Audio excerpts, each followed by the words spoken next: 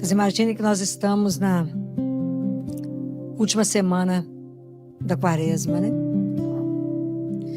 Que a semana que vem nós já vamos começar a viver mais intensamente a Semana Santa.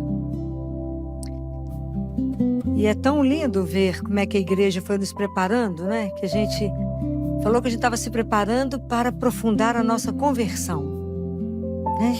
De verdade, fazer uma conversão de verdade.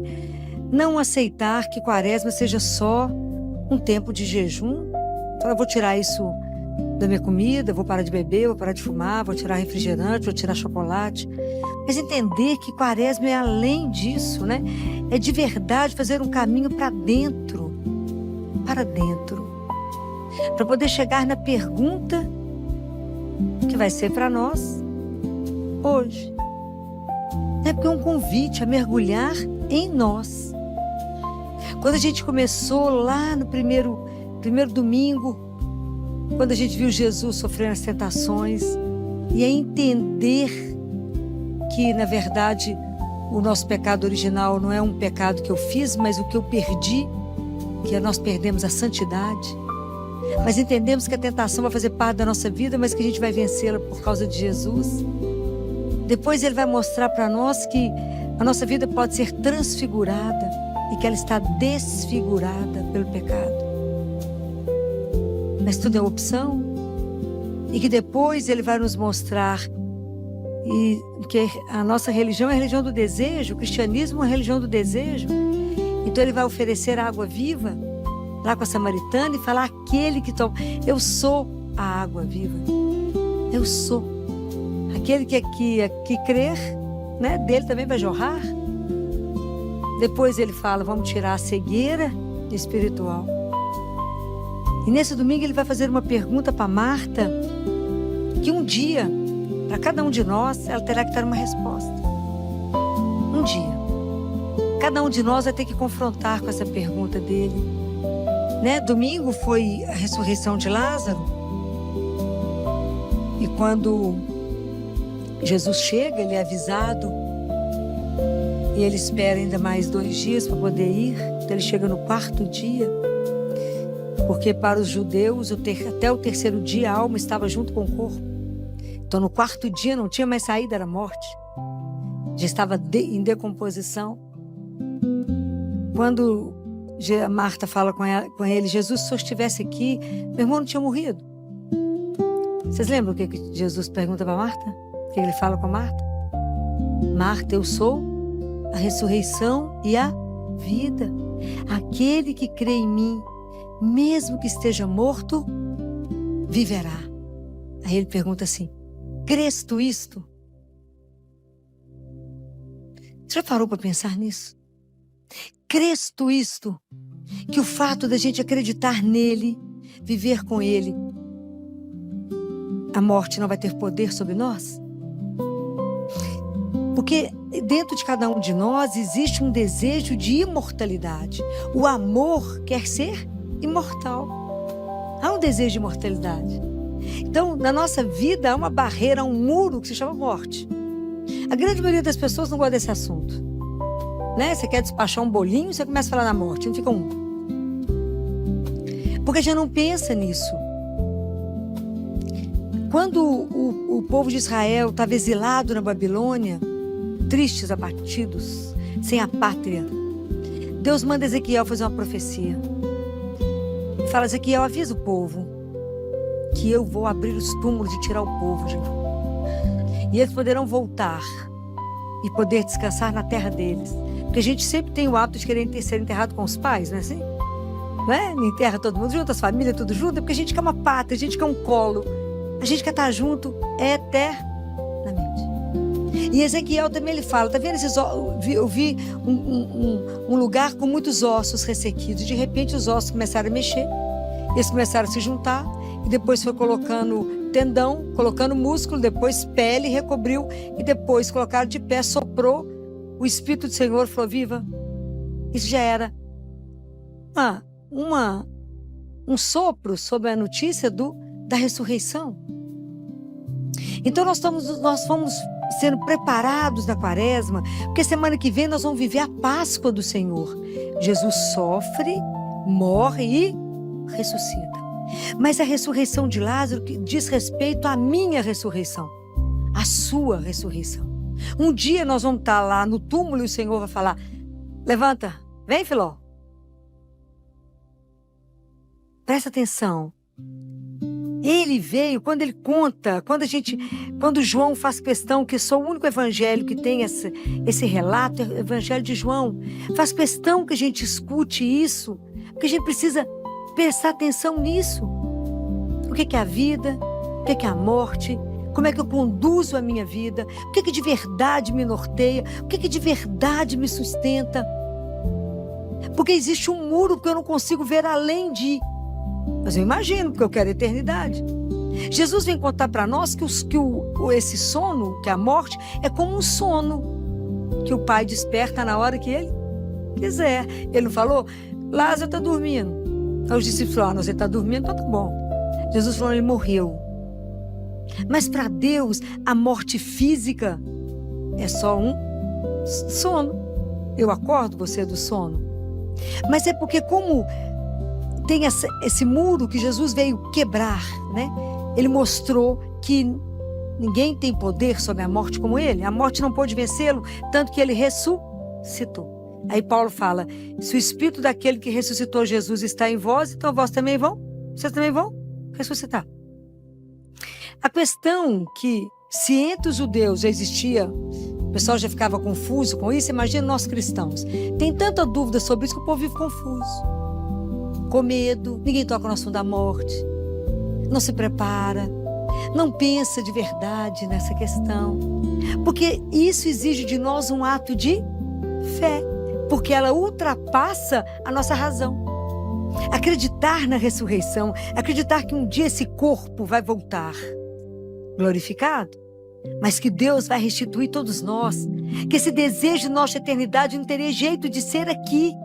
É eterno, porque aqui, por mais que se consiga algum remédio da imortalidade, nós vamos envelhecer. Não é isso que nós queremos viver eternamente. E essa proposta quem dá é Jesus. Mas crês tu isto? De verdade?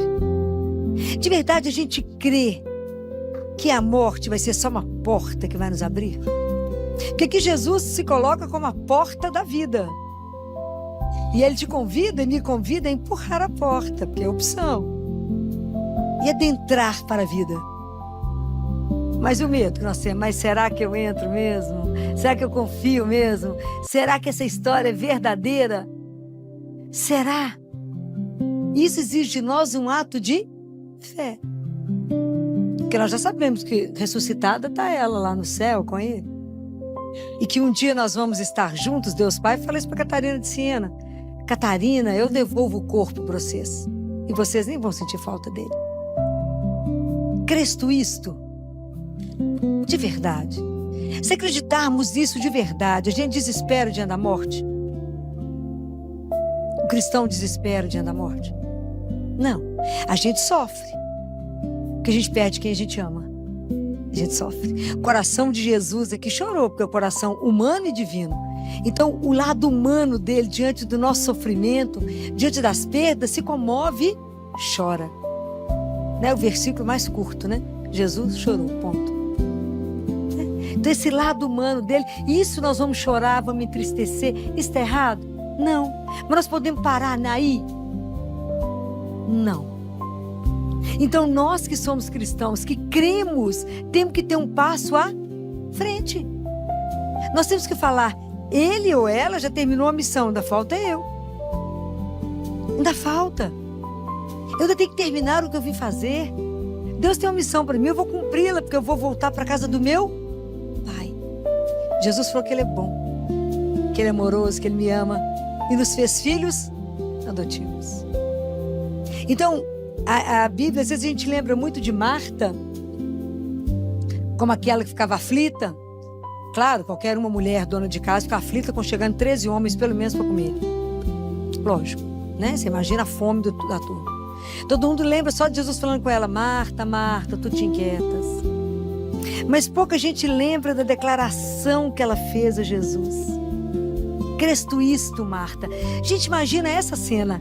Marta diante dele, olha para ele e fala: sim, Senhor, eu creio que verdadeiramente o Senhor é aquele que deveria, o Messias que deveria vir ao mundo. Pode imaginá-lo olhar para ele e falar isso com ele? Eu creio que o Senhor é o Filho de Deus Altíssimo. Isso é uma coisa louca. Isso é uma coisa de parar, da gente perder o fôlego, de imaginar um dia estar diante dele e falar assim: eu creio. Fez igual Pedro. Isso é maravilhoso. O Senhor, eu creio que tu és o Cristo, Filho de Deus que veio ao mundo.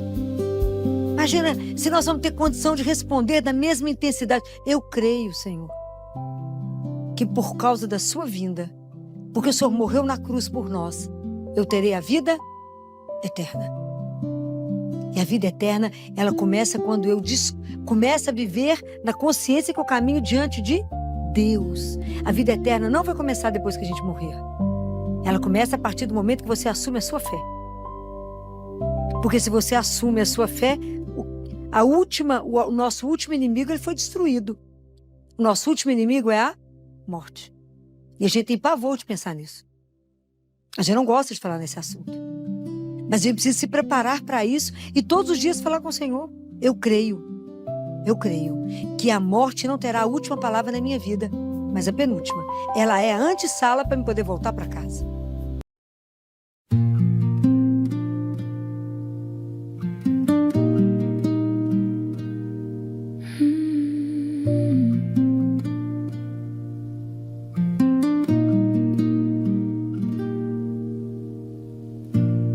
Há um silêncio após tua pergunta, eu mal consigo responder. Tua voz pousa no meu medo, eu quase não sei o que dizer. Vejo a pedra, vejo a noite, vejo o meu pranto dentro de mim. Mas tua voz não se apressa, fica esperando o meu sim. Se o deserto parece sem fim e meu peito se esquece de andar, fica comigo nesse instante até minha fé respirar. Eu creio, Senhor, mesmo sem entender. Eu creio, Senhor, tua voz me chama à vida.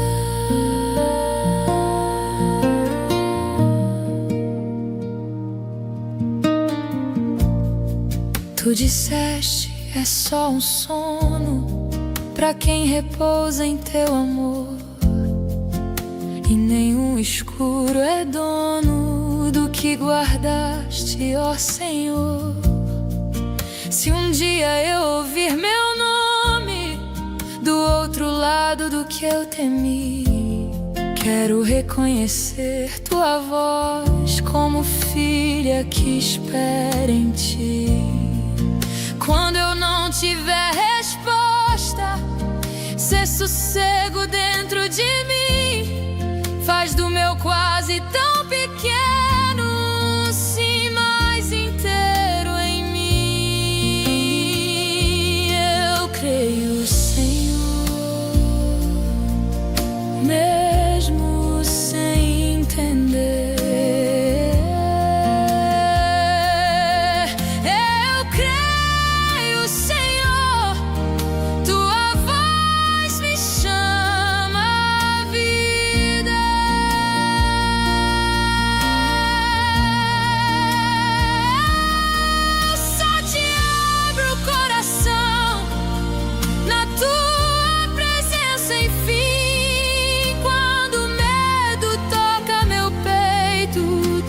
Paz respira em mim.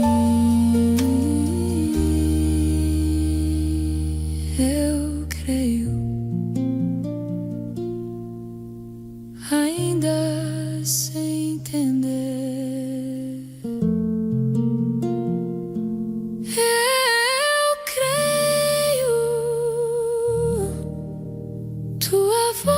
mais me chama a vida.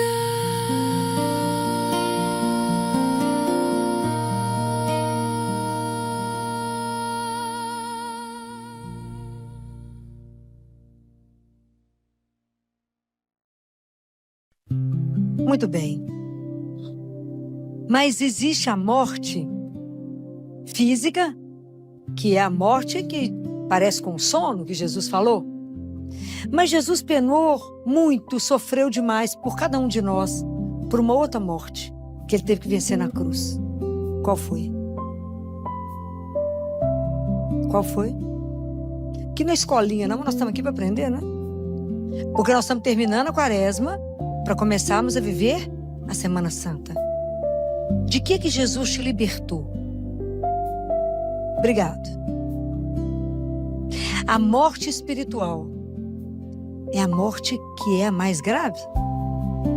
Porque o que pode ameaçar a nossa vida, a vida, quando eu falo vida, não é subsistência, é a vida inteira, é o pecado. E o pecado pode nos privar da eternidade.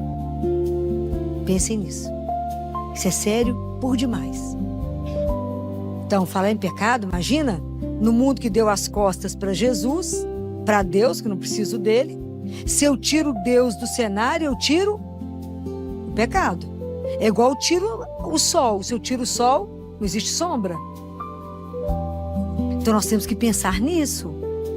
Então o que ele mais sofreu por nós, que é a morte física, é um sono. Ele falou, eu te tiro. Mas a morte espiritual, porque o pecado não faz parte da nossa vida. Nós é que colocamos ele. Se nós fomos criados por Deus, por amor, ele nos fez. E nos deu umas orientações para quê? Ama a Deus acima de tudo. Cuida do seu irmão. Não traia, não mata, não rouba, não calunia. Cuida do seu pai e da sua mãe. Não fica invejando as coisas do vizinho. Cuida da sua vida. E a gente faz questão de fazer tudo errado. Foi opção minha ou dele? É nossa. E nós temos que entender que cada atitude nossa tem uma consequência. E o pecado tira quem da nossa vida? Deus. É gravíssimo. Nós temos que pedir a Deus uma graça, que é a graça maior do que ver anjos. É a graça maior que ressuscitar o morto. É ter consciência dos pecados e chorar por eles. Compreendem? Nós não podemos achar que não, está tudo bem, lá, eu posso aprontar, lá na hora Deus perdoa. É preciso tomar atitude. Se Deus é algo, se Ele é de verdade o meu Deus, o meu Senhor, se Ele de verdade é a razão da minha vida, eu tenho que colocar minha vida no trilho de acordo com o que Ele me orientou. É assim, eu já falava com um casal lá no consultório. Falei, de novo, devo ser a pessoa que mais cobra de vocês uma coisa chamada casamento. Até que dia que vocês vão viver nessa confusão? Eu sou pediatra, mas eu estou falando o que é verdade. Sabe por quê? Porque a gente adia tudo da nossa vida, inclusive a coisa espiritual. Vocês estão me enrolando tem uns anos, porque na verdade vocês estão enrolando a vocês mesmos. A gente não sabe o dia, a hora que é chamado. E a gente tem que andar com a nossa vida a limpo. Falei, isso não agrada ao Senhor. Isso não agrada. Não brinquem com essas coisas. Porque a gente vai adiando, no final das contas, o marido falou comigo assim, ô doutora Filó, a senhora tem razão. Como é que a gente adia tudo, né? Falei, espiritualmente, né? Porque você não tá vendo ele vivo aqui pra te falar. Como é que é mesmo? Tô te esperando ali pra nós resolver uma coisinha. Por que nós fazemos isso? Por que a gente tá sempre adiando tomar atitude na vida e endireitar a vida? Por que a gente tem tanta dificuldade de falar com o pecado? Não quero. Falar, não, é só mais essa vez que eu vou falar mal do outro. Só mais uma vez que eu vou condenar, que eu vou julgar. Só mais uma vez que eu vou entrar, ver alguém e vou falar, nossa, que horrível. Só mais uma vez que eu vou adulterar. Não vou manter aquele apartamento bacana só para adultério. Ninguém está sabendo o que tem. Minha mulher não entende que eu preciso de outras aventuras. Mulher não entende que eu preciso viver a minha vida agora e ser feliz. Depois que você casou e tem um monte de menina, sua felicidade é cuidar dos seus filhos e sua mulher. A vida exige decisões firmes. Vocês não brinquem que a gente não enrola Deus. Não há nada que a gente faça que Ele não saiba. Não adie a sua conversão. Não adie. É preciso que a gente se posicione. Nós trabalhamos a quaresma inteira para uma conversão profunda. Não foi isso que a gente falava? Fala, Senhor, me faça ver. Põe o colírio dos meus olhos, que é o Senhor mesmo. Abra meus olhos e me faça enxergar. Quanto tempo vai demorar para a gente tomar uma atitude de verdade? Com os nossos compromissos com os sacramentos do Senhor. Tem quanto tempo que eu já não confesso? Eu vou confessar agora, é Páscoa, né? Já confessa. Eu passo o ano inteiro e confesso de novo na Páscoa. É porque a gente não leva a sério a nossa vida espiritual. Então eu preciso de verdade acreditar nisso que Jesus falou. Cresto isto, que você não morrerá. Mas para isso, nós temos que ter uma atitude de quem crê. Temos que viver de acordo com o Senhor nosso Deus. Não dá para ter um pé no mundo, outro pé com Deus. A gente fica na dúvida. Se Deus existir, eu pulo, né, no barco, falo, sempre acreditei no Senhor, ó, firme. Se Ele não existir, já estava mesmo na diversão do mundo, tá tudo certo. É preciso tomar uma atitude que seja coerente com a nossa fé. É Semana Santa. Todo mundo que sabe que eu estou aqui falando há anos, sabe que eu brigo que Semana Santa não é hora de estar olhando viagem e pacote econômico. Semana Santa é na igreja e de joelho que não pagamos a Deus o que Ele fez por nós. Filho, eu preciso descansar depois da Semana Santa. Semana Santa é aqui. Ou na sua paróquia, quando você estiver de joelho. Você tem noção do que significa viver eternamente? Não, não tem. Diante daqueles que você ama, rever seu filho? Tem noção do que é estar com ele eternamente e nunca mais separar? Tem noção do que é um lugar onde não terá mais lágrima, não terá dor, nem sofrimento, nem doença? Tem noção do que Deus fez por cada um de nós, por amor? Quem somos nós para Ele nos amar desse jeito? Nós temos que tomar atitude, porque o mundo vai olhar para nós. Ué, fulano é cristão, está viajando aqui, ó, comandando uma viagem bacana. É impressionante. Mas nós temos que despertar o povo. O que significa Semana Santa? Que o mundo é ateu, sabe não? Está levando a vida na flauta, está errado. Se nós que somos cristãos não anunciamos, quem vai falar? Quem vai contar? Nós temos que dar testemunho de um Deus que deu a vida por nós. E hoje o mundo é indiferente ao Calvário. Hoje o povo continua sentado aos pés da cruz, brincando, igual eles estavam lá fazendo sorteio com as coisas de Jesus. Hoje o povo está lá jogando dado aos pés da cruz. O mundo é indiferente ao amor dele. O mundo é indiferente ao sofrimento dele. E o amor que ele teve e o sofrimento foi por cada um, não foi só por mim não, por cada um de nós. Para nos levar de volta para casa. Jesus estava muito bem lá em cima, não precisava ter voltado não. Mas ele fez isso por amor, esse amor enlouquecido que a gente não consegue compreender o amor dele. Então nós que acreditamos temos que despertar os outros. É assim. O mundo nunca esteve tão doente e não sabe que está doente. Por quê? Porque deu as costas para Deus. É mais fácil meditar, né? Assistir aulas, meditar e ver que quem nos ajuda são os extraterrestres. Está na moda. Não, filho, eu estou meditando. Que bom para quem é extraterrestre, tá sabendo? Que até os animais estão fazendo um círculo. Como é difícil, né? Se dobrar diante de um pai e falar, bom dia, meu pai, a sua bênção a seu dispor. É mais fácil fazer contato com os extraterrestres, sei lá que confusão que o povo está fazendo, e é mais fácil de fazer isso e toma remédio psiquiátrico. Porque morre na ansiedade, na agonia, na angústia, na síndrome do pânico, e não confiamos no único que resolve qualquer coisa. Porque não cremos que Jesus continua vivo. A gente acha que ele é morto. Então, isso é tão sério que os padres da igreja, os antigos padres, eles chamavam um sacramento de o sacramento da imortalidade. Qual é? Qual é o sacramento da imortalidade?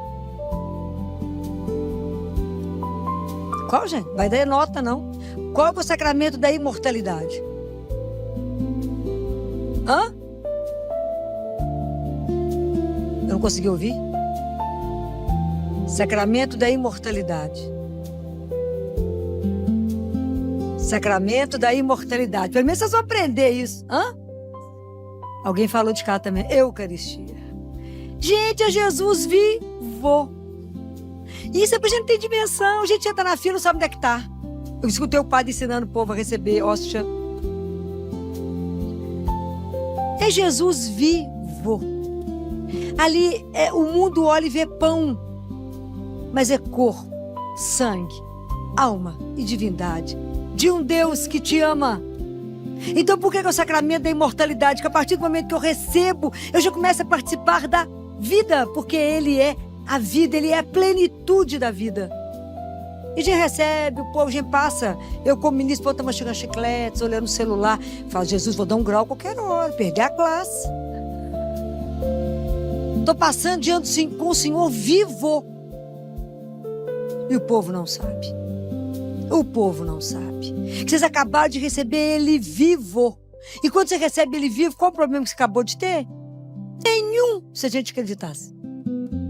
Mas a gente não acredita. Como a gente não acredita que Ele está vivo ali, ó. Ele fala isso. O dia que as pessoas tiverem certeza que eu estou vivo no sacrário, as igrejas não caberão do nascer ao pôr do sol.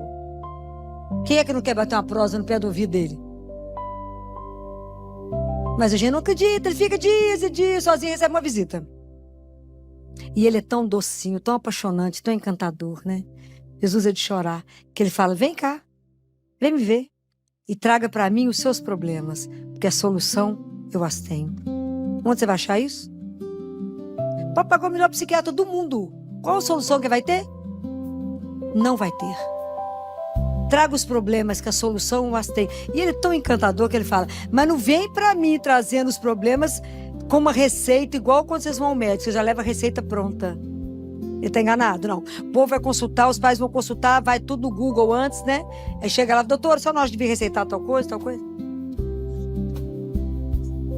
Ele fala, não vem amigo, vocês vão ao médico levando uma receita pronta. Vem entregue, aberta, diante do único que é vivo, diante daquele que está diante de você, que é o Senhor. Vocês não sentem quando Ele está lá? Que vocês chegam lá e falam, ai Jesus, que bom que eu não preciso te ver, não preciso cair morta mesmo. Mas o Senhor está aqui diante de mim. E eu posso falar, Jesus, olha os problemas. Número 1, tal, acabou o problema que eu já passei. Número 2, tal, acabou. Depois eu fico conta dele. Compreende por que você está angustiado, por que está sofrendo, por que está batido, por que está andando com a cabeça baixa. Levanta a cabeça, empina o corpo, estica o ombro, lembra que é filho do Altíssimo. Fala, eu tenho um pai. Qual o problema que eu tinha? Eu tinha um problema. Fui ali e falei com ele, porque ele está vivo. Vou morrer de falar isso com vocês. Vivo. Vai lá, entrega e esquece. Porque aquele problema deixou de ser seu. Ele fica perguntando para ele assim, que o senhor já resolveu? Aqui, cadê o negócio? Já está pronto? Esquece. Entregou, está? Entregue. A gente vai lá, entrega, tira da mão dele, depois vai lá, fala, vou devolver, porque eu já fiz tudo errado. Que luta! Nós temos que aprender a confiar em Jesus igual ele confiou no Pai. Quando ele pergunta isso, crês tu isto? Eu tenho que falar, Jesus, porque eu confio no Senhor. Se eu não ia atravessar o universo por nada.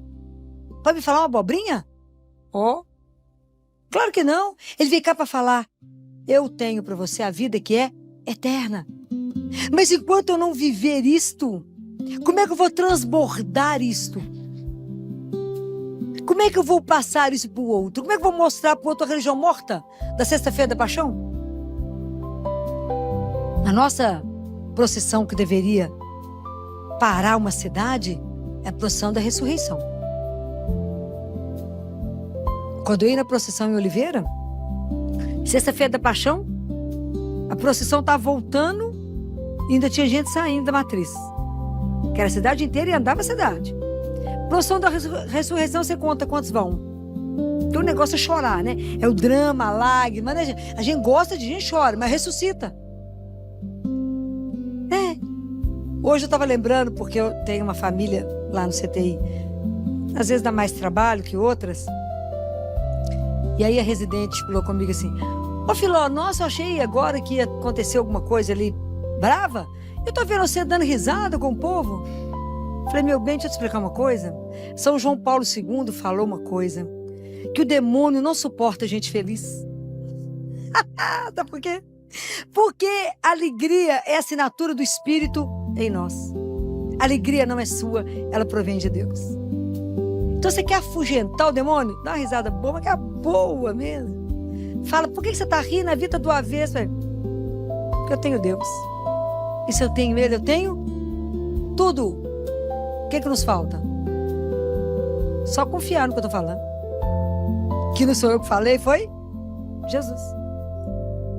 É de verdade acreditar que na hora que eu vou comungar, que eu vou ali receber o remédio da minha imortalidade.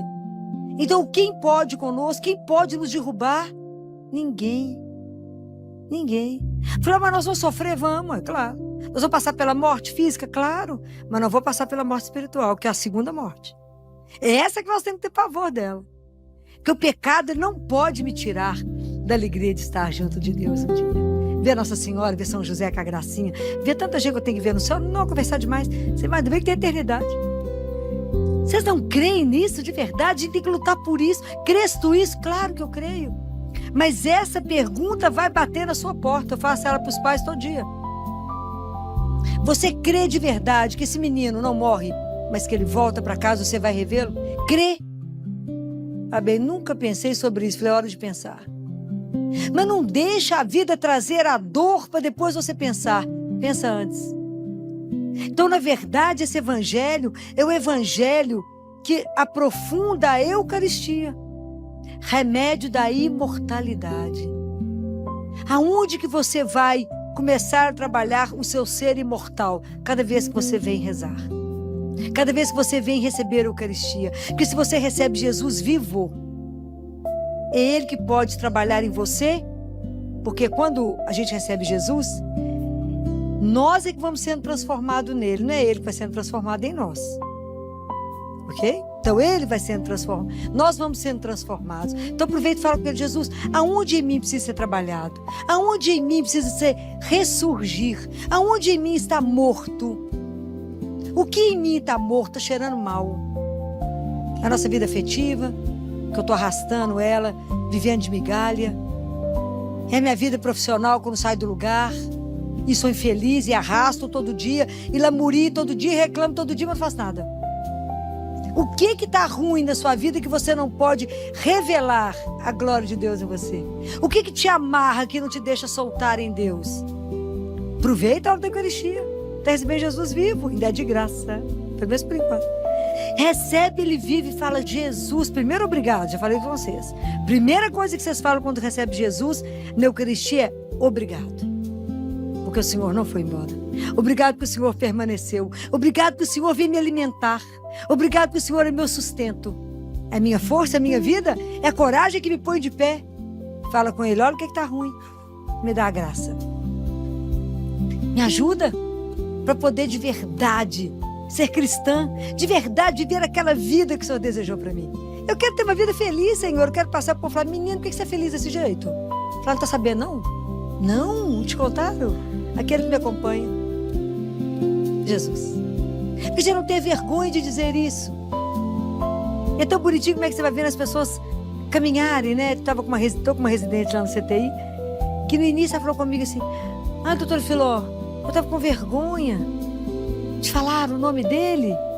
Pois já teve que fazer até batismo. Falei, que nada. Estufa o peito e tem orgulho. Saber que você vem à missa todo dia antes de você ter que trabalhar. Que eu te levo, nós vamos conversar no caminho. Não tenha vergonha, falei com ela hoje na igreja. Deixa eu te mostrar. Tá vendo aquele ali de joelho? É um brilhante neurologista. Tá vendo aquele outro ali? Um brilhante geriatra. Tá vendo aquele outro ali? É um brilhante pediatra. Tá vendo aquele ali? Um dos maiores cirurgiões. Estão de joelho. Antes de ir trabalhar. Por quê? Porque já descobriu que médico é a extensão da misericórdia de Deus. Que nós, a medicina, é uma luta contra a morte. Mas quando a gente não pode salvar o corpo mais, a gente salva a alma. É isso que temos que acreditar, que estamos aqui de passagem, somos peregrinos, mas não vamos acabar no nada, vamos voltar para casa. Então isso tem que mover a nossa vida, isso tem que ser a fonte da nossa alegria, isso tem que fazer com que a gente deseje recebê-lo mais vezes. Por quê? Porque Ele é o meu remédio, Ele é o meu alimento, Ele é o meu sustento, a minha alegria é a minha vida e é o meu amor. A gente tem que ter coragem de dizer, Jesus, o Senhor é o meu amor, a minha luz, a minha vida. Como é que eu começo o dia sem estar diante da sua presença? Não tem jeito. Sem receber esse alimento que me sustenta. O dia que a gente acreditar que ele está vivo, as igrejas não vão comportar. Guarda isso que eu estou falando com vocês. Por enquanto vocês acreditam mais ou menos, Fafilo, entusiasmada com a Eucaristia. Não amo de verdade. Tem certeza absoluta que é ele vivo. Não precisa de prova, não. Eu sei que é ele. Ele não ia mentir, para quê? O pai da mentira é outro. Mas nós temos isso na mão, de graça. Milhares de horários, mas não conseguimos um. Por quê? Porque não é a nossa prioridade. As outras coisas do mundo viram prioridade, menos Deus. Então, hoje, quando a gente celebra e pensa nesse evangelho, é o evangelho que eu tenho que rever a minha questão com a Eucaristia. Entender que esse de verdade é o alimento da minha imortalidade.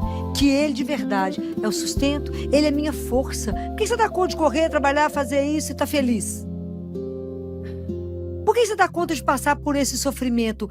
Porque o corpo que eu acabei de receber é esse corpo que sustentou o pior sofrimento do mundo e permaneceu. É esse corpo que dá sustentação ao meu corpo miserável. Compreendem? Por que a pessoa dá conta? Por causa dele. Porque sem mim, nada. E nada é nada. Não tem ilusão. Nada é nada. Como eu gostaria que a gente terminasse essa quaresma igual menino. Menino com menos de 1 ano. Que ainda nem anda. Mas que ser cada dia mais dependentes de Deus. E entender que sem a Eucaristia a gente morre. Que a gente precisa dele. Que ele é como o ar que eu respiro. Que ele é a minha força, o meu sustento. E que sem oração a minha alma entra em asfixia e eu fico asmática. E que de repente eu faço... Que é isso, Fran? Você está suspirando, a alma está precisando de oxigênio? E o oxigênio da alma chama-se oração. Simples assim. E que se eu não rezo, eu não fico de pé. Se eu não comungo, eu me arrasto. Mas que se eu tenho vida de oração, se eu tenho um terço na mão, se eu tenho Eucaristia todos os dias, quem vai te parar? É ninguém. Não há problema que chegue, que você não vença. Não há dificuldade na vida. Mesmo que as pessoas que Deus amou de uma forma especial e que o amaram de forma especial, Deus chamou para o mistério bem de perto do sofrimento. Então as grandes almas, os grandes santos sofreram muito. Mas é porque Jesus chama de uma forma diferente para abraçar o mistério da cruz, que a gente ainda não consegue. Ele chamou, né? Então é preciso que a gente deseje, né? Tudo que eu gostaria era de desejar, fazer com que vocês desejem Deus cada vez mais. É o desejo da samaritana. É entender o que é o desejo da água viva. É desejar Deus vivo. É uma relação íntima. Ele comigo, eu com ele. Eu misturada nele, ele misturado em mim. Como diz Padre Pio, que mistério é esse? O Senhor em mim, eu em ti. Que mistério é esse? Mistério de amor. Então, se você entende isso, tem solidão na sua vida? Não tem, né? Fala, eu tô sozinho. Mas não tá sozinho como? Se Deus é vivo, com você, como é que eu tô sozinho? Não tá, não pode estar. Mas o que não percebe é a presença. É a fé que nos sustenta. Conversa com ele, começa a conversar. Começa a silenciar para ouvi-lo, porque ele é tão delicado, tão educado, que só fala se a gente cala. É preciso aprender a estar no silêncio. É preciso comungar e pedir a ele. Jesus, me ajuda, me dê a graça. Mas eu queria terminar colocando mais um desejo em vocês. A Eucaristia é um desejo. E lembre quando eu contava para vocês que quando eu pedi a Jesus a graça de que eu queria comungar todos os dias e que ele tinha que me mandar um recado, a pessoa que me deu o recado está aqui, ó, a Marta. Foi a Marta que há muitos anos atrás, no grupo de oração, falou comigo: doutora Filó, a senhora sabe que tem missa todos os dias, 6h30 no Colégio Arnaldo? E que eu te abraçava, te beijava, e você falava: que é isso? Eu falei: é Jesus em você que eu abraço. Lembra? E que desde aquele dia eu nunca mais parei. Lembra, mas é. Desde que eu nunca mais parei de ir à missa todos os dias a partir dessa data. E quantos anos são isso? Muitos e muitos. Sempre. Continuamos da mesma forma. Então, é assim. É que além desse desejo da Eucaristia, eu queria colocar no coração de vocês um desejo de vocês serem, quando receber a Eucaristia, ter a graça de poder ser o templo onde Deus vivo habita. Como é que nós vamos fazer isso? Como é que vocês acham? Claro que a confissão vai nos ajudar, mas quem é que vai nos ajudar a fazer esse templo dentro de nós? Como é que vocês acham? Não, ele tem um ajudante. Maria. Vocês imaginem que dia 25 a gente celebrou a Anunciação. Na época na época dos judeus, que existia os Santos dos Santos, que existia o templo, as mulheres não entravam, tinha o pátio separado. Vocês imaginem que sem ninguém saber, uma menina de 14 anos passa a ser o templo vivo de Deus. Por 9 meses, Deus habitou dentro dela. Já pensaram o que significa isso? Ela gerou Jesus, ele vivo dentro dela. Isso é um mistério louco. Como é que ela aceitou ficar ali, um Deus vivo, aceitou ser um neném, um embrião, crescer dentro dela? Ela foi o templo vivo dele. Então, como é que nós podemos fazer isso? Nossa Senhora tem uma escola que a gente precisa matricular. Essa matrícula significa consagração a Nossa Senhora. Consagração total pelo método de São Luís Maria de Montfort. Quantos aqui são consagrados por esse método? 1, 2, 3, 4. Pouco? Pouca gente. Nossa Senhora fala que vai fazer um exército. Quando a gente fez a peregrinação pelos locais que ela apareceu, em Lourdes eu fiquei impressionada com a multidão à noite. Em todos esses lugares tem procissão luminosa à noite. E eu olhava para trás, eu falava com ela assim, a senhora já tem um exército pronto, né? E ninguém sabe. Porque o dia que a mãe gritar, os filhos se levantam. Essa consagração, vocês podem montar os grupos. Aqui na igreja a gente sempre faz, a Patrícia depois pode orientar. E é maravilhoso, porque eu brinco que ela é uma arquiteta. E atualmente eu falo com Jesus, na hora que eu o recebo, que ele não repare a bagunça, que eu estou recebendo ele, a casa mal arrumada, quebrada, porque eu estou em obra. E até a mãe conseguir fazer a obra. Ela está reservando um cantinho onde ela mesma possa recebê-lo para mim, acolhê-lo, amá-lo, porque a gente não é capaz disso. Mas ela ensina o caminho, né? Você imagina, ela teve ele dentro dela. Ela ensinou João, ela ensinou tantos. Ela pode nos ensinar. Então, quando a gente é consagrada a Nossa Senhora, de manhã cedo, a gente pede a ela assim. Se a gente pede a Jesus que naquele dia você quer amá-lo, servi-lo, você quer viver para não ofendê-lo, não magoá-lo, não pecar, só por hoje, né? Cada dia a gente repete, por hoje eu quero não pecar, não vos ofender, não vos magoar, nada. Eu quero não te trair, quero ser fiel. Mas sou capaz? Não. Então eu falo com Nossa Senhora, a senhora que nunca traiu, que foi perfeita, o paraíso de Deus, a senhora que é fiel, a senhora me ajuda a não desperdiçar as graças que Ele vai me mandar e ser fiel a Ele? Ela deve falar que sim, aí eu rezo 100 vezes, Ave Maria, Virgem Fiel. Ave Maria, Virgem Fiel. Para me ajudar a viver conforme eu acabei de pedir. Muito bem. Chega de noite, entre as orações, eu ajoelho de novo, falo com ela, vou pedir perdão por não ter conseguido cumprir o que eu tinha que cumprir. Porque com certeza pecou, com certeza errou, com certeza traiu, com certeza. Aí a gente pede perdão e fala com ela, intercede por mim, a senhora é minha mãe. Ave Maria, Mãe de Misericórdia. Ave Maria, Mãe de Misericórdia, mais 100 vezes. É assim, aí ela vai trabalhando, né? Porque a gente já sabe o quê? Nada. E aí tem um monte de oração, um monte de coisa que a gente vai fazendo, que tudo a gente entrega a ela. Fala, a senhora me ajuda a amar Jesus? A senhora me ajuda a servir Jesus? A senhora me ajuda a fazer as coisas que Jesus... A senhora me ajuda.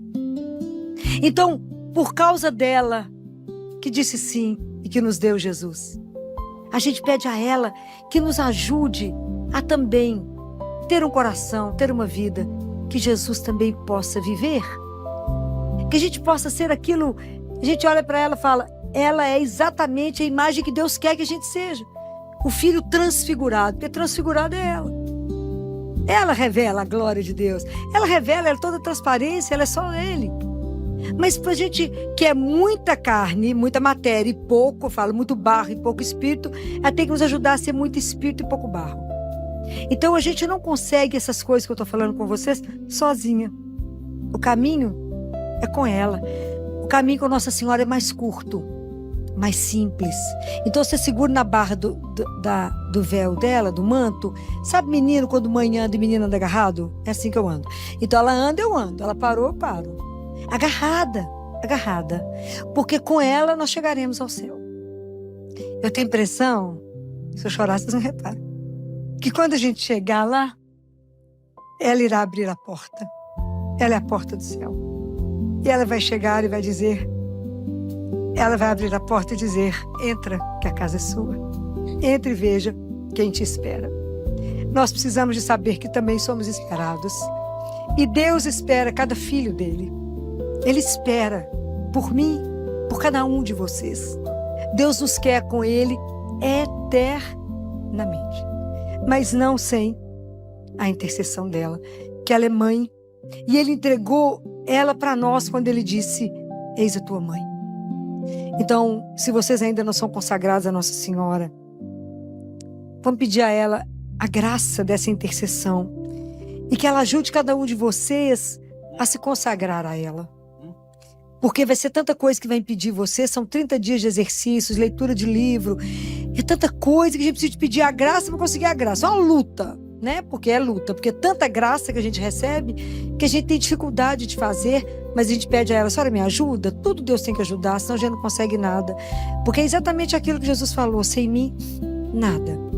Mas esse é o caminho da nossa conversão, esse é o caminho da nossa perfeição, esse é o caminho da nossa santificação. A gente precisa pedir a ela que nos ajude a receber Jesus, a amá-lo, a não ter medo de viver a vida que Ele quiser para nós, com a certeza, a esperança. A certeza é tão grande que tem algo que nos espera, um Pai que nos aguarda por um abraço sem fim, um Pai que vai acolher os filhos dele no colo e dizer, que bom que você voltou, que bom que você está comigo eternamente. Isso não tem preço. O dia que eu começo a pensar que vamos voltar para casa. Não sei se vocês conseguem ter saudade do Pai. Tem hora que eu morro de saudade do Pai do céu. Eu acho que deve ser um colo do mais doce possível para a gente chegar. Então que Nossa Senhora, né? Nós estamos na Semana das Dores. Ela olhe com um olhar de misericórdia para a nossa vida. E nos ajude a libertar do pecado, a libertar do mal, a tirar esse pecadinho que a gente tem de estimação, que a gente não consegue libertar. Que ela nos ajude, né, a cortar todo o mal da nossa vida e de verdade sermos criaturas novas, a passar pela Páscoa de Cristo preparando a nossa Páscoa. De verdade convertidos, de verdade filhos do Altíssimo, de verdade filhos da Mãe Santíssima. Que ela nessa noite olhe, interceda e peça a Jesus nesse momento por cada um de nós. Que quando a gente reza a Ave Maria, que a gente fala, rogai por nós pecadores, agora, é agora, ela é mãe, ela não deixa para depois, ela cutuca Jesus e fala, agora, ele precisa dessa graça, agora. Por isso que a gente, como filho, termina rezando.